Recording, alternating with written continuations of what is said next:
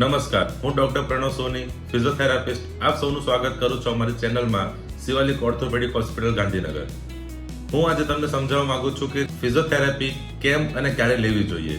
સૌથી પહેલા હું તમને જાણવા માંગીશ કે ફિઝિયોથેરાપી કેમ જરૂરી છે. જ્યારે બી આપણે ફિઝિયોથેરાપી માટે જતા હોઈએ છીએ ત્યારે સૌથી પહેલા આપણે બધું ધ્યાન રાખતા હોઈએ છીએ કે ત્યાંનું એન્વાયરમેન્ટ ને બધું કેવું છે.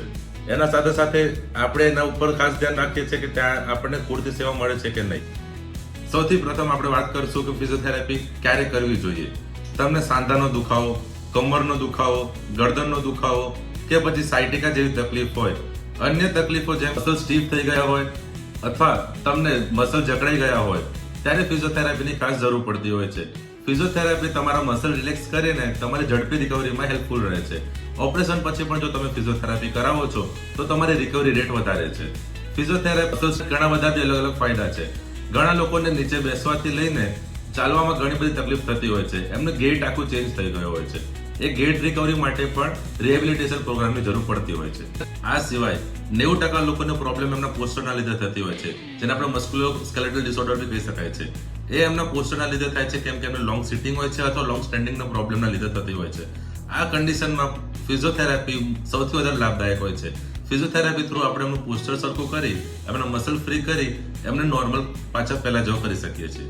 અન્ય કન્ડિશન જેમ કે stroke, paralysis, cerebral palsy, Parkinson, multiple sclerosis વગેરે કન્ડિશનોમાં ફિઝિયોથેરાપીની જરૂર પડતી હોય છે. એના સિવાય ઘણા બધા ઓપરેશન અથવા કોઈ ઈજાગ્રસ્ત વ્યક્તિ હોય એને બી ફિઝિયોથેરાપીની ખાસ જરૂર પડતી હોય છે.